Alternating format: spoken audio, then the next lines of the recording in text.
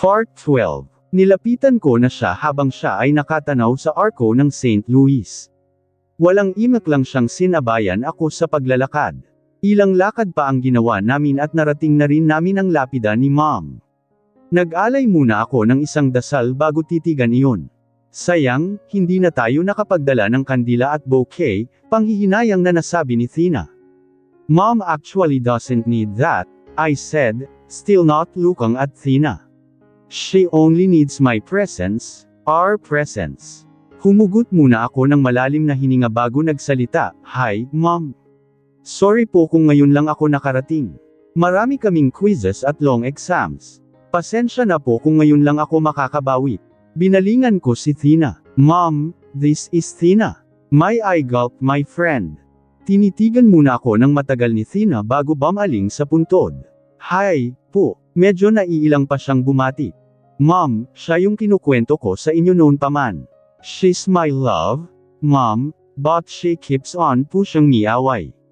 Hindi ko man tingnan si Othina ay nasilip ko ang paglaki ng mga mata niya, sumusuko na ako sa kanya, Mom, pero hindi ko alam. May mga pagkakataon talaga na gusto ko pang ulit sumubok. Para saming dalawa, kahit na mahirap, gagawin ko.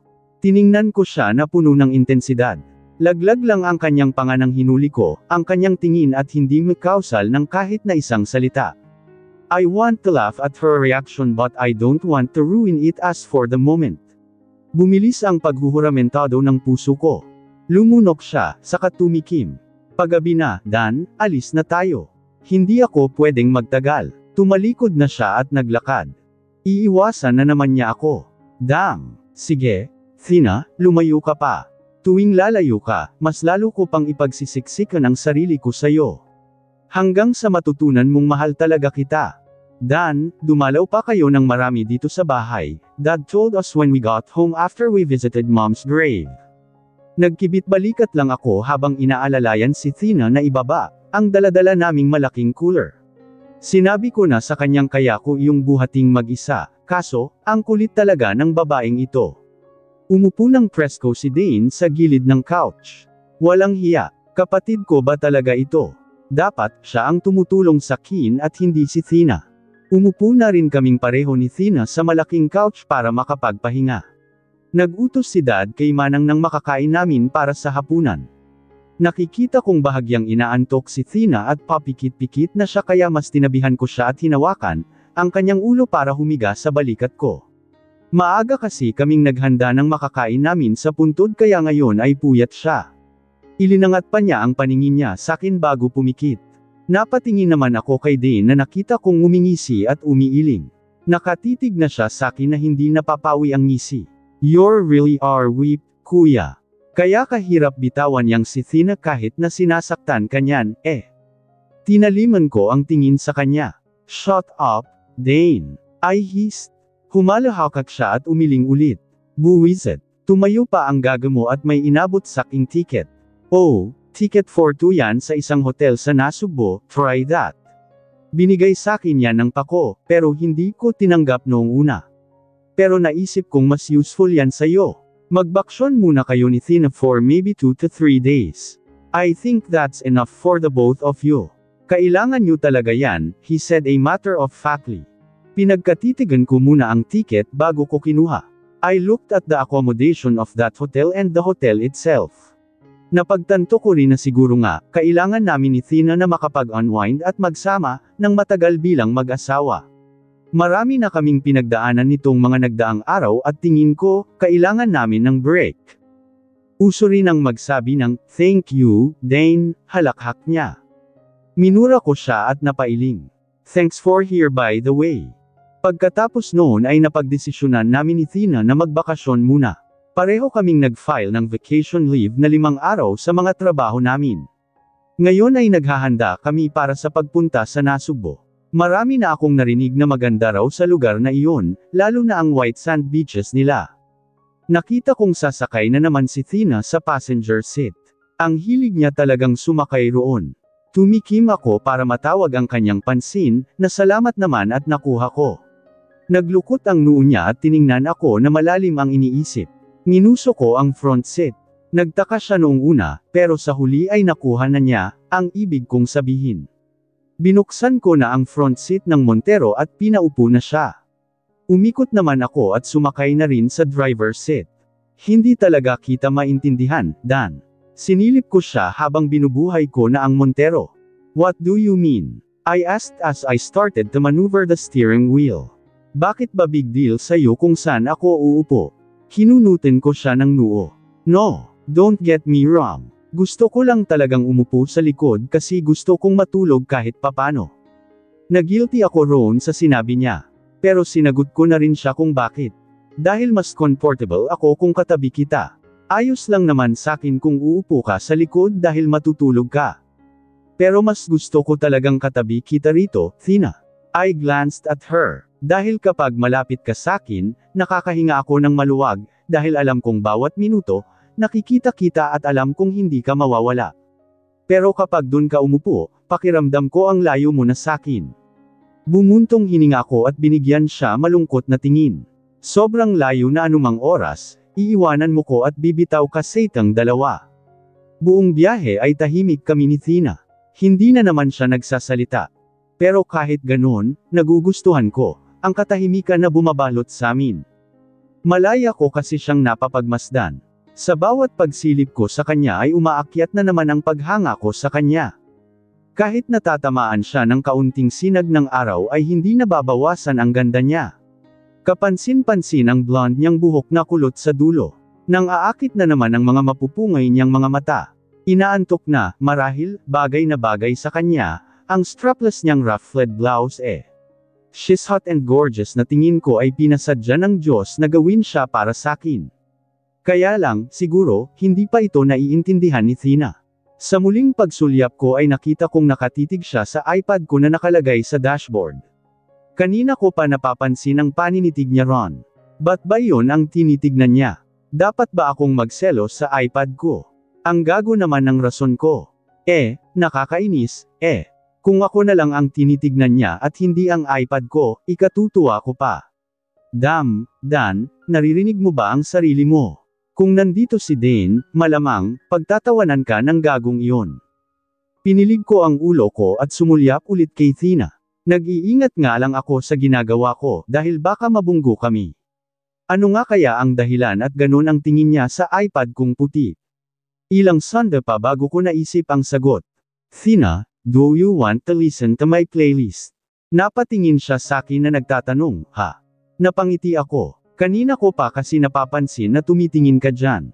Kung hindi lang ako sira, pati iPad ko, pagseselosan ko na, humalaklak ako sa sinabi ko. Napangiwi siya sa halahak ko at sinapak niya ako sa braso. Sumimangot siya. Ang tahimik kasi. Gusto kong makinig ng music para hindi ako mabagot, katwiran niya. Nagkibot balikat ako. Okay. Kinuha ko na sa dashboard ang iPad at sandali akong nag-scroll down. Hoy! Asak niya. Nagmamaneho ka, tapos, nagse-cellphone. Baliw ka ba? Oo, sayo, nakangising sabi ko. Sinaman niya ako ng tingin at tumawa ako. Wait, I scroll down once more until I found the song I want. Nang pindutin ko na iyon ay nilagay ko na sa dashboard, ang iPad ko at tinuon na ang sarili sa pagmamaneho. Maya-maya ay puminla lang ang kantang nagpapaalala sa akin ng college days ko na nililigawan ko pa si Thina. When your legs don't work like they used to before and I can't sweep you off of your feet. Napangiti ako nang marinig ko ang kantang yun. That is my favorite song. Will your mouth still remember the taste of my love? Will your eyes still smile from your cheeks? Tumingin ako ng saglit kay Thina na napansin kong napahaplos sa kanyang mga balikat. Tingin ko ay nangilabot siya sa kanta. Do you remember now, all Thina? It brought us memories, right? Tumikim siya, iyan ba ang madalas mong pinapatugtog? She asked, not looking at me. Tumango ako. Yes. Humugot ako ng malalim na hininga. That is my favorite song for you. I looked at her, wife. So honey, now take me into your loving arms, kiss me under the light of 1,000 stars. Place your head on my beating heart. I'm thinking out loud that maybe we found love right where we are. Naalala ko ang panliligaw ko kay Thina noong Valentine's Day, Leon na yata ang pinaka-nakakahiya kong ginawa noon. Hindi ako magaling kumanta kagaya ni Dane, pero pinilit ko pa rin ang sarili ko para mabigyan siya ng masayang Valentine's Day. But it turned out that she didn't like what I've done for her. She just ignored me and left me. And I knew that I was dumped for the nth time. Ang hilig niya talagang gawin yun sakin. It's her habit, I guess. Pero may mga pagkakataon na kapag binabasa ko ang mga mata niya, nakikita ko na parang kumikislap iyon sakin. I don't want to be delusional, but I thought that time that I have a big chance for her. Muli akong sumulyap sa kanya. Nakita kong nakapikit na siya. Nakahilig ang ulo sa headrest at mahimbing na natutulog. Sandali kong pinark ang sasakyan sa gilid ng daan, dahil kinumutan gamit ang black jacket ko si Tina. Sleep tight, wife, bulang ko, saka siya hinalikan sa noo. Mahaba pa ang biyahe at matapos ng ilang oras ay nakarating na kami sa Tagaytay. Kahit yata na nakasarado ang bintana rito sa loob ng kotse ay ramdam ko ang malamig na hangin na dumadampi sa balat ko. Kailangan kong bumili ng mainit na kape. Kaya hininto ko sa isang maliit na tindahan ang Montero, sabay bumaba ako. Maglalakad na sana ako pero bigla akong natigil nang may tumawag ng atensyon ko. Pogi, nang lingunin ko siya ay nagmadali siyang tumakbo sa harapan ko. Kapansin-pansin ang pagsuot niya ng shorts sa gitna ng lamig ng Tagaytay. Naka-black long sleeves na see-through naman siya. Pero nakakaasiwalang talaga na nakasuot siya ng ganoon sa kabila ng lamig. Pogi, patulong naman, o, pakiusap niya. Pilit na lang akong ngumiti sa kabila ng pagkaasiwa ko. Sure, what's your problem? Layong gulong ko kasi, sinabit niya ang takas niyang buhok sa tainga niya, na flat. Wala naman kasing malapit na vulcanizing shop dito sa Tagaytay. Buti na lang at mabait si Faith, nakita kita. Bumungismis siya. Paayos naman, Pogi, please, muli niyang pakiusap. Kung hindi siguro akong isang gago ay iisipin kong nagpapakyut lang ang babaeng ito. Siguro nga, flat ang gulong niya. Tumango ako. Sure, just give me your tools. Kumunot ang noo ko nang makita kong lumundag siya sa harapan ko at ikanawit niyang bigla ang braso niya sa braso ko. Shit, makikita ako ni Tina sa ganitong sitwasyon. Pinilit kong alisin ang braso ko sa kanya, pero grabe talaga kung makakapit ang babaeng ito. She's tall and I must say that she has maxi legs. Straight ang kanyang black na buhok na hanggang balikat, matangos, ang ilong at mapula ang labi, hindi yun natural. Mapula yun dahil sa lipstick. But that's all. I am not attracted. Gusto ko sanang humindi, kaya lang ay pumayag na ako sa kagustuhan ng babaeng ito. Nang marating namin ang kumikintab niyang pagkanta ay hindi niya pa rin inaalis ang braso niya. Ayun, yung pangatlong gulong, flat siya, sabi niya. Hindi ko alam kung yung lungkot na ipinapakita niya, totoo ba o peke. Nagkibit balikat na lang ako at sinubukan ko ng alisin kaya lang mas hinigpitan niya pa ang pagkakakapit. Tumikim ako at tiningnan ko siya ng nangangiwi. Miss, alisin mo na yung braso mo.